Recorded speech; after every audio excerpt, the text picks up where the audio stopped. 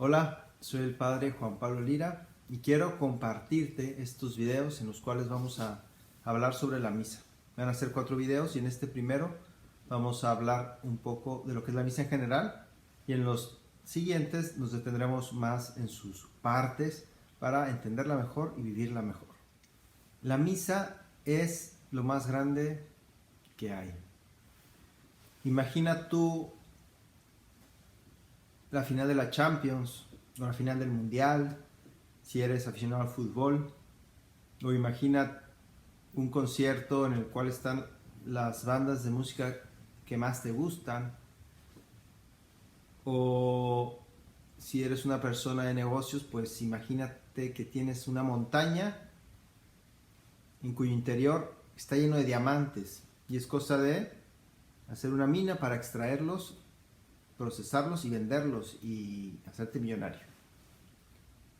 Pues en esos lugares se concentra una cantidad importante de valor, ¿no? En el partido de fútbol, pues mucho talento futbolístico, diversión, pues y en el concierto también las grandes estrellas del rock o en la montaña donde hay mucha riqueza, pues ahí se concentra algo muy valioso, algo que a ti te puede interesar mucho. Pues en la misa, que es un lugar concreto, en la iglesia donde se celebra, la acción que se celebra ahí, pues es mucho más importante, mucho más impactante para tu vida que lo que puedas experimentar en esos otros lugares valiosos. ¿Por qué? Pues porque en la misa está Dios. Dios está en todas partes, lo sabemos, pero en la misa está Dios de modo que en primer lugar está Dios actuando en favor nuestro y está Dios acercándose a nosotros para que nosotros nos podamos unir a Él. Ahora en un momento te lo voy a leer en un punto del catecismo. Lo que yo quiero resaltar con estas comparaciones es que Dios, que es el trascendente, el que no está en este mundo, o sea, el que no es comprendido en este mundo. O sea, Dios no es parte del mundo. No es que en las cosas que hay en la realidad nos encontremos con que hay árboles, hay personas, hay ángeles incluso, y hay Dios también. Pues no, Dios es desde siempre. Antes de que existiera todo lo demás, Dios ya existe. Dios no está en el universo, sino que el universo es creado por Dios. Y Dios está fuera del universo. Aunque todo el universo está presente a su mirada y todo el universo existe porque Dios lo sostiene en el ser, Dios no está dentro del universo. Por eso yo te decía, imagínate toda la riqueza que pueda haber en el universo, todo el talento que pueda haber en el universo, que se concentre en un solo lugar. Pues la misa es más grande porque en la misa el que está fuera del universo, el que es el origen de todo el ser, entra en el mundo, se hace cercano. Por eso la misa es lo más impresionante que puede haber. Y además ese que es el creador, que es el origen de todo, se hace cercano haciéndose alimento, ocultándose, de tal modo que nos podamos acercar. Porque si Dios apareciera con toda su belleza, nos morimos. Por eso en el Antiguo Testamento se lee en varios pasajes que nadie puede ver a Dios y seguir viviendo. Dios es tremendamente grande. Necesitamos una ayuda para poder estar en su presencia, para mirarlo tal cual es. En el cielo recibiremos una gracia especial. Pues en la misa está ahí lo más santo, lo más grande que jamás puede existir en ese universo. Y obviamente, pues el que es creador del universo, que está mucho más allá, se hace presente. Por eso es tan santa la misa. Y hemos de aprender a acercarnos, porque si no la entendemos, si no nos preparamos interiormente, pues estamos ahí y no sacamos tanto fruto como podríamos, o incluso podríamos aburrirnos o inquietarnos o juzgarla demasiado con criterios humanos. En el punto 1325 del Catecismo de la Iglesia Católica leemos lo siguiente: La Eucaristía significa y realiza la comunión de vida con Dios y la unidad del pueblo de Dios por las que la Iglesia es ella misma. En ella se encuentra a la vez la cumbre de la acción por la que en Cristo Dios santifica al mundo y del culto que en el Espíritu Santo los hombres dan a Cristo y por él al Padre. Lo primero que dice es la Eucaristía es un sacramento, porque la Eucaristía significa y realiza. ¿Qué son los sacramentos? Son signos sensibles y eficaces de la gracia. O sea, signos que realmente realizan lo que significan. Por ejemplo, el bautismo, pues es un lavado, nos echan agua, el agua que purifica, es un signo sensible, el agua se puede tocar, tanto que a los niños les ponen agüita caliente para que cuando les toca la cabeza no sientan el impacto y el trauma sea menor, ¿no? Porque muchos niños reaccionan gritando y llorando, otros son más tranquilos.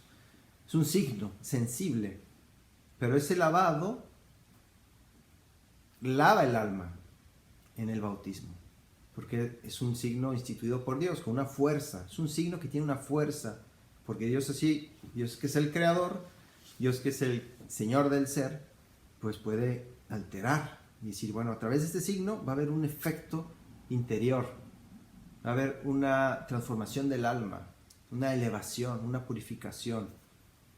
Pues en la Eucaristía, que es un signo, que se da a través del pan y del vino, pues esos signos sensibles se transforman.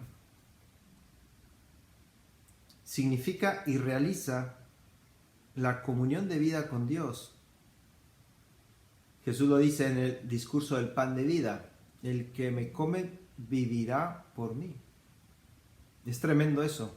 Así como el Padre vive y yo vivo por el Padre, dice Jesús, o sea, hablando de Dios mismo, de la Trinidad, Padre, Hijo y Espíritu Santo. El Hijo es engendrado por el Padre desde siempre.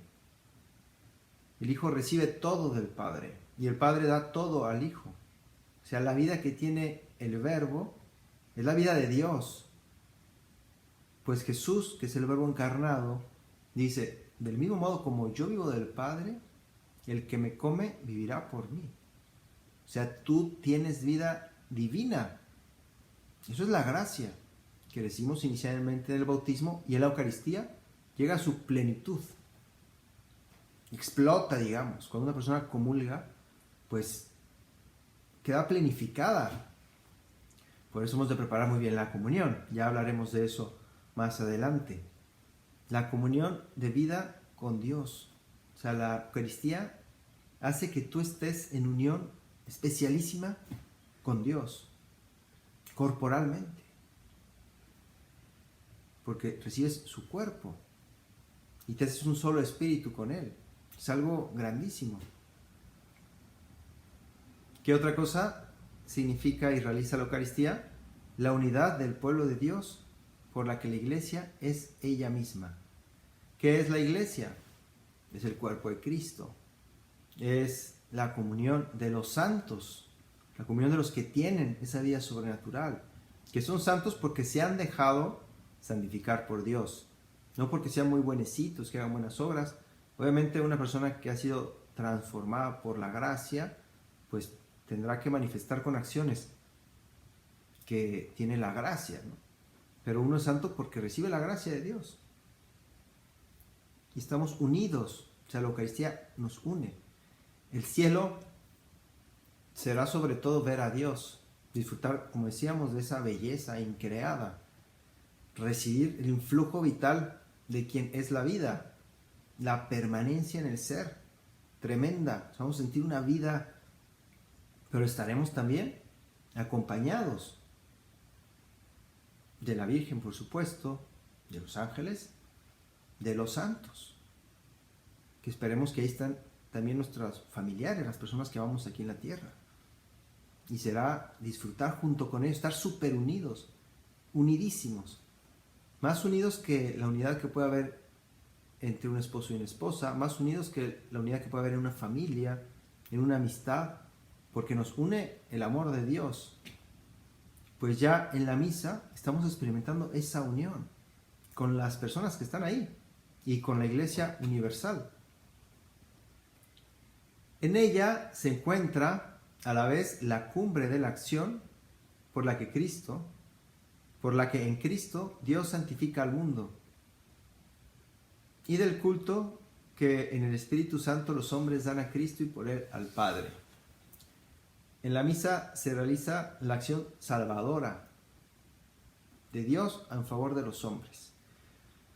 Este mundo, como vemos, pues es caduco. Hay muchos males en el mundo, hay mucho pecado en el mundo, hay enfermedad, hay muerte en el mundo. Pues todo eso es asumido por Cristo. El pecado es destruido y todos los males Él los asume en sí mismo y Él sufre. Él sufre el desprecio, Él sufre la muerte, el proceso de muerte y la muerte misma para destruir la muerte. Por eso en la misa, la cumbre de la acción por la cual Dios santifica al mundo. O sea, destruye el pecado y lo eleva. Por un lado. Y por otro lado, es la cumbre del culto que se le da a Dios. O sea, la máxima alabanza que podemos dar a Dios se da en la misa. Precisamente la misa es acción de Cristo. ¿Qué hace falta para que haya misa? Pues hace falta Dios y hace falta el hombre. No puede haber una misa sin el hombre, pues porque la misa es acción de Cristo, que es Dios hecho hombre, que une la humanidad a Dios. Y en ese sentido, da una alabanza perfecta de la creación a Dios. Y nosotros podemos unirnos a esa alabanza. Jesús, perfecto hombre, perfecto Dios, nos muestra con su vida qué es la perfección, qué es la santidad. ¿Qué hace Jesús durante su vida? Hablar con su Padre. Él está siempre en oración y Él está siempre haciendo la voluntad de su Padre y está siempre alabándolo, dándole gracias, haciendo su voluntad. ¿Y cuál es la voluntad de Dios? Pues salvar al hombre.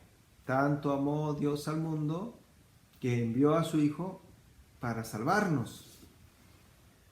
O sea que Jesús tiene unos deseos ardientes en cuanto hombre de alabar a su Padre y de salvarnos. En su corazón humano se hacen presentes sus deseos divinos. Alabar a Dios, que es la acción más grande que puede hacer un hombre, y Cristo en cuanto mediador, salvarnos. En la misa se realiza eso. Y nosotros pues hemos de tener en nuestros corazones los mismos sentimientos que tiene Cristo para participar en la misa, para estar en sintonía con lo que está sucediendo ahí. Querer unirnos a Jesús para alabar a Dios y desear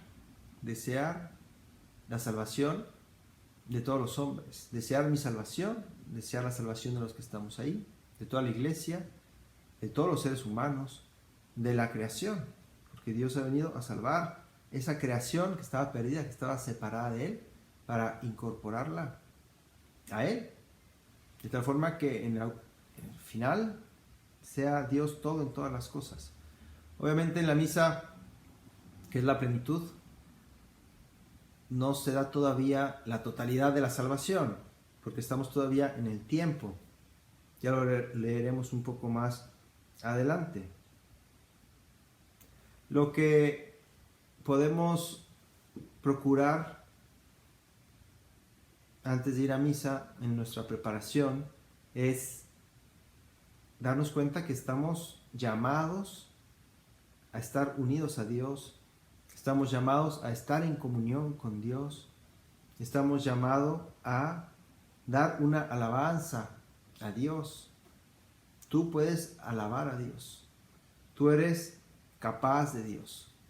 Dios está atento a tus palabras, a tus pensamientos, y con esas palabras, con esos pensamientos, puedes alabarlo, puedes reconocerlo y Él lo percibe.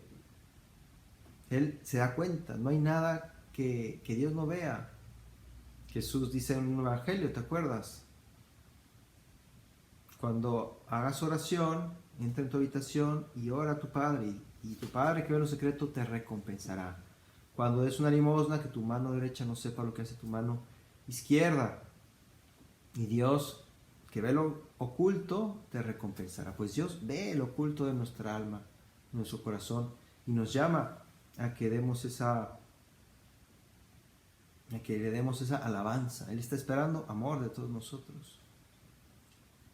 Dice el Catecismo, nuestro Salvador, en la última cena, la noche en que fue entregado, instituyó el sacrificio eucarístico de su cuerpo y su sangre para perpetuar por los siglos hasta su vuelta el sacrificio de la cruz y confiar así a su esposa amada, la Iglesia, el memorial de su muerte y resurrección, sacramento de piedad, signo de unidad, vínculo de amor, banquete pascual en el que se recibe a Cristo.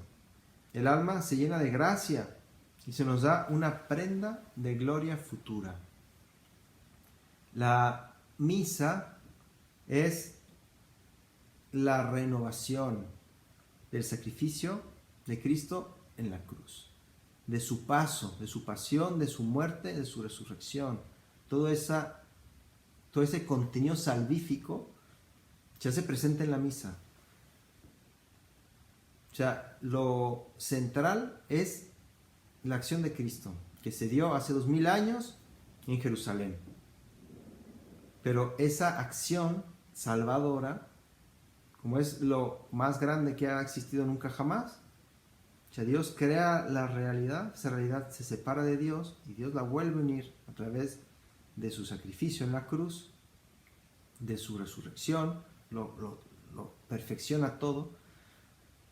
Eso se hace presente en el tiempo, porque Dios, que es tan bueno, quiere que todos en la historia participemos de esa salvación, y para eso instituyó el sacramento de su cuerpo y su sangre, en el cual eso es ofrecido en sacrificio.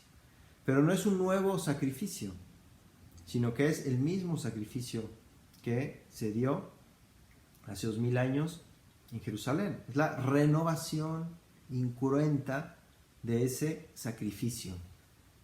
Por eso dice este punto del Catecismo: nuestro Salvador en la última cena, la noche en que fue entregado, instituyó el sacrificio eucarístico de su cuerpo y su sangre para perpetuar por los siglos hasta su vuelta el sacrificio de la cruz, y confiar así a su esposa amada, la Iglesia, el memorial de su muerte y resurrección. Sacramento de piedad, signo de unidad, vínculo de amor, banquete pascual en el que se recibe a Cristo. El alma se llena de gracia y se nos da una prenda de gloria futura. O sea, la misa es, en este tiempo de la historia, al final se terminará el tiempo y entraremos en la eternidad, y ya no hará falta celebrar la misa, porque estaremos en la realidad de la alabanza a Dios y de la unidad, cosas que se dan aquí en la misa, pero no todavía plenamente, porque estamos, como decíamos, en el tiempo y todavía no vemos a Dios, y la plena comunión todavía no se da, porque todavía hay pecado en nuestra vida, todavía hay imperfección. Pero conforme vamos participando en la misa, pues cada vez nos vamos santificando más. Cristo instituyó la misa, la Eucaristía, para perpetuar por los siglos hasta su vuelta. Estamos en la espera. La iglesia es esa comunidad que cree en Él y que lo está esperando que vuelva. Y ya que vuelva, pues instaurará su reino para siempre. Al final de este punto que leímos, se vuelve a hablar como de los efectos que tiene este sacramento. El alma se llena de gracia y se nos da una prenda de la gloria futura. En la misa es acción de Cristo principalmente, pero nosotros que somos su cuerpo, también actuamos de alguna manera. Y no pensemos solo en el sacerdote que está en el altar y lee el Evangelio y da la homilía, prepara las ofrendas, ofrece el sacrificio. Él está actuando de un modo especialísimo, como veremos más adelante. Pero el resto de la iglesia, el cuerpo de Cristo, pues también se está ofreciendo. Por eso cuando tú vas a misa, ¿cómo participas? Pues tú no participas más si lees las lecturas, o si recoges la limosna, o si estás de monaguillo. Esos son modos de servir, que está muy bien. Pero la participación esencial del pueblo es más interior, es de ofrecimiento. Por eso dice el Catecismo en el punto 1368, la Eucaristía es igualmente el sacrificio de la Iglesia. La Iglesia, que es el cuerpo de Cristo, participa en la ofrenda de su cabeza. Con él, ella se ofrece totalmente, se une a su intercesión ante el Padre por todos los hombres. En la Eucaristía, el sacrificio de Cristo es también el sacrificio de los miembros de su cuerpo. La vida de los fieles, su alabanza, su sufrimiento, su oración y su trabajo se unen a los de Cristo y a su total ofrenda y adquieren así un valor nuevo. El sacrificio de Cristo presente sobre el altar da a todas las generaciones de cristianos la posibilidad de unirse a su ofrenda. En las catacumbas, la iglesia es con frecuencia representada como una mujer en oración, los brazos extendidos en actitud de orante, como Cristo que extendió los brazos sobre la cruz. Por Él, con Él y en Él, la iglesia se ofrece e intercede por todos los hombres. Es un punto un poco largo, pero que no tiene pérdida. Todo lo que dice nos aporta. Nos dice que la iglesia se ofrece también y así adquiere un nuevo valor. Nuestras acciones tienen mucho valor, sobre todo cuando son acciones virtuosas, cuando hay libertad total cuando las hacemos. Es importante ir creciendo en libertad. A fin de cuentas, la santidad es parecernos a Cristo, que actúa siempre con completa libertad. O sea, siempre deseando hacer lo que hace porque está redimiendo y porque está adorando a su Padre. O sea, está haciendo acciones llenas de sentido. Pues en nuestra vida, cuando hacemos cosas con sentido, pues tienen un valor más grande. Obras de todo tipo. Pero cuando están unificadas por el amor, cuando están unificadas por el servicio a los demás, cuando están unificadas por el buen actuar, por las virtudes, pues entonces tienen un valor más grande. Nuestras acciones de seres humanos tienen mucho valor, por la dignidad que tenemos, de criaturas espirituales, materiales, pero también con un espíritu, con una libertad. Pero cuando nos unimos a Cristo, esas acciones buenas tienen un valor infinito, porque nos unimos a los méritos de Cristo. ¿Quién puede ser agradable a Dios? Solo Dios. Solo Dios puede ser agradable a Dios. Solo Dios puede ser digno de Dios. Eso es verdad. Solo Dios es santo. La santidad, la pureza, la perfección de Dios es tan grande que la criatura pues es inaccesible. No puede entrar. Y Dios es inaccesible para la criatura por su perfección, por su santidad, Solo Dios puede dar una alabanza adecuada a Dios. ¿Quién es digno de Dios? Solo Dios, pero Dios que nos ama, nos ha creado por amor, nos ha creado para amar, quiere que seamos dignos de Él.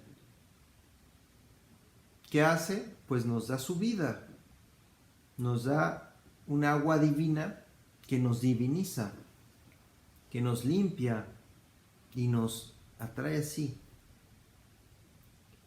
Por eso, cuando tú vas a misa, puedes llevar tu vida ahí.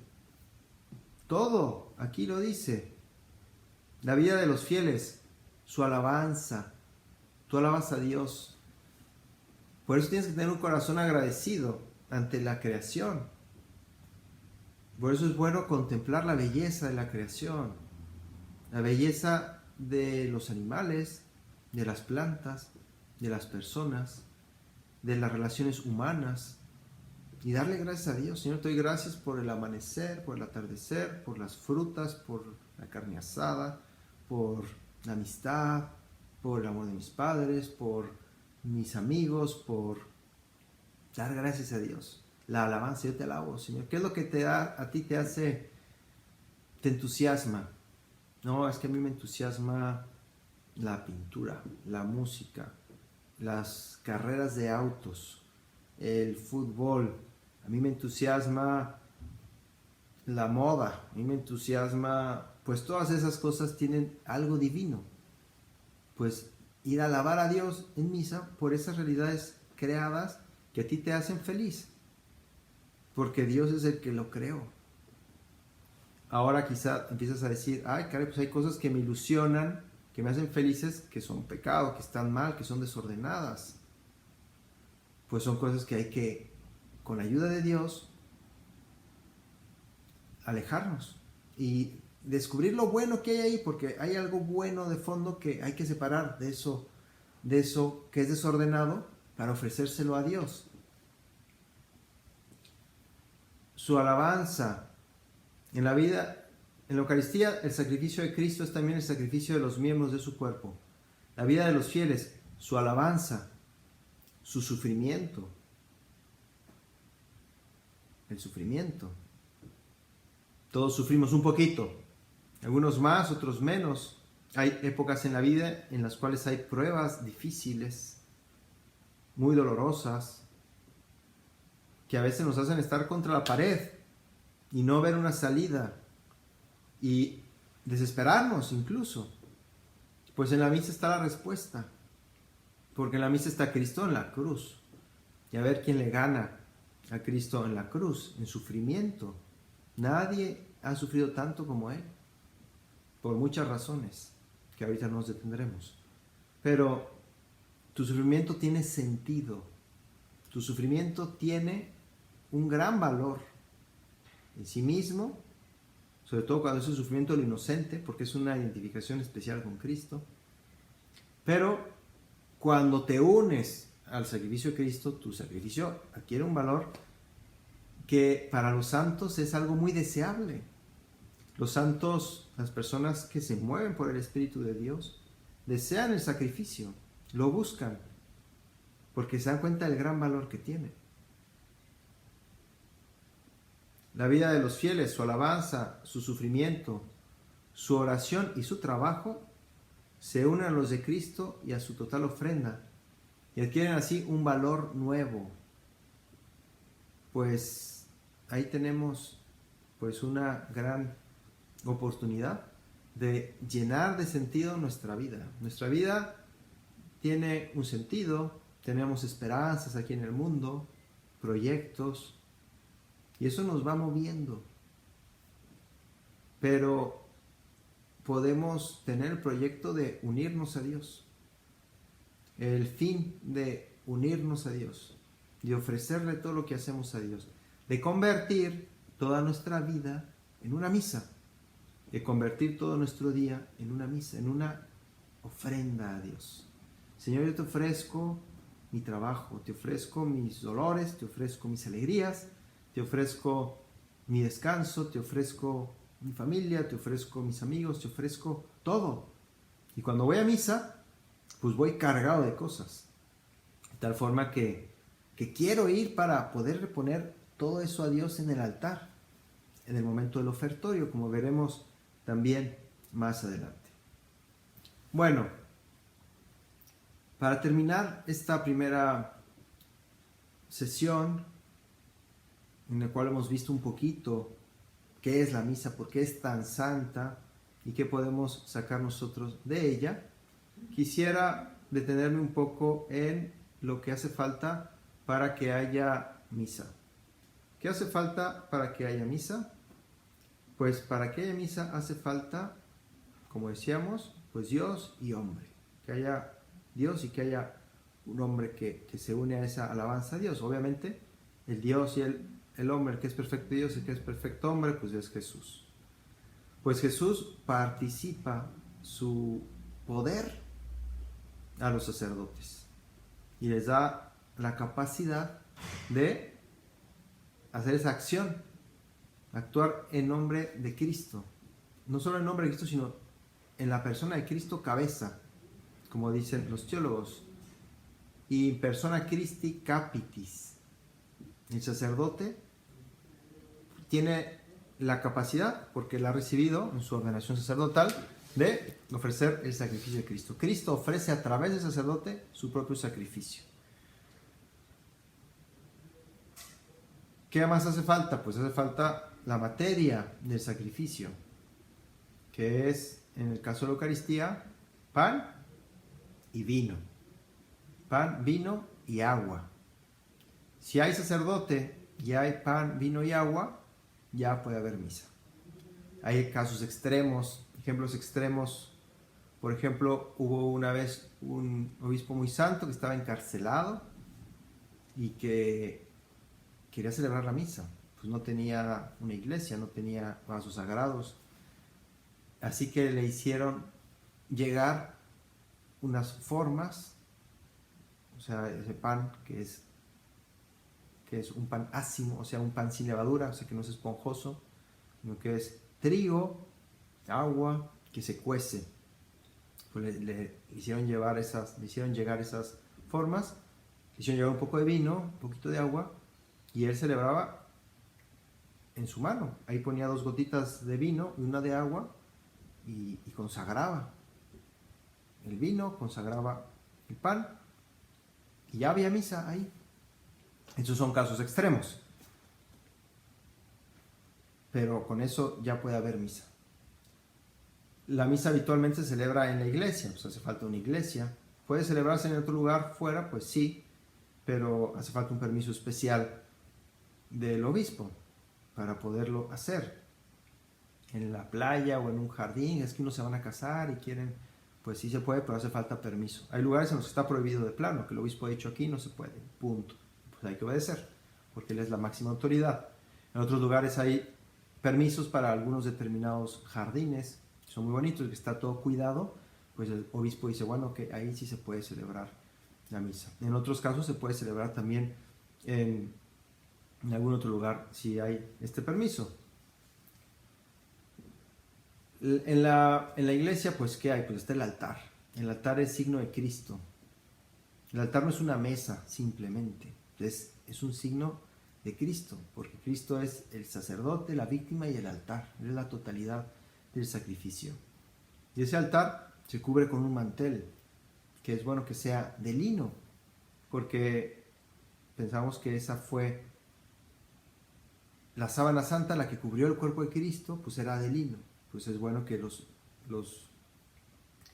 manteles, el purificador, el corporal sean de este material. En la iglesia está la sede, que es donde se siente el sacerdote, está el ambón, que es donde se proclama la Sagrada Escritura, donde se hacen las lecturas y se proclama el Evangelio. Pues esos tres elementos son como los más esenciales. Luego tenemos el cáliz, donde se va a verter el vino y donde se va a consagrar. Está el copón, donde se ponen las hostias, la patena, que es como una circunferencia de metal precioso, ojalá y sea de plata o de oro si se puede, donde se pone la hostia grande, que la que consagra, la que toma el sacerdote en sus manos durante la consagración. Las vinajeras, donde se pone el agua y el vino. El lavabo, que es una jarrita y un recipiente donde cae el agua cuando el sacerdote se lava las manos. Esos son como los elementos pues, más imprescindibles para que haya la misa. El sacerdote se viste con una vestidura blanca que se llama alba, luego se pone la estola y encima la casulla. Y comienza la misa. Sobre el altar suele haber unas velas, unos candeleros, y cerca, ya sea sobre el altar o en un lado, un crucifijo, para recordarnos que este es el sacrificio de Cristo. El sacerdote se pone, como decíamos, la estola y la casulla, que es lo que va encima ya de todo, de un color determinado, que puede ser verde, rojo, blanco, morado, dependiendo del tiempo litúrgico o de la fiesta que se está celebrando. El tiempo ordinario es color verde. En el tiempo de Navidad, tiempo de Pascua, es color blanco. Al igual, algunas misas, por ejemplo la misa de la Virgen habitualmente es blanco. La misa de los santos pastores pues es blanca. La misa de San José, de los ángeles, se celebra con color blanco. Rojo se usa cuando se celebran los mártires, o la misa del Espíritu Santo también, o en ocasiones también las misas de la Eucaristía. Morado en tiempo de Cuaresma, en tiempo de Adviento, y también las misas de difuntos. Y hay otros colores especiales, por ejemplo el azul o el rosa, que se pueden usar también en algunas celebraciones de la Virgen. Pues eso es como lo material de la misa, y también pues esta primera sesión en la cual quería hablarte un poco más en términos generales de lo que es la misa. En la siguiente ya veremos algunas cosas más concretas de la estructura. Eso es todo y hasta la próxima.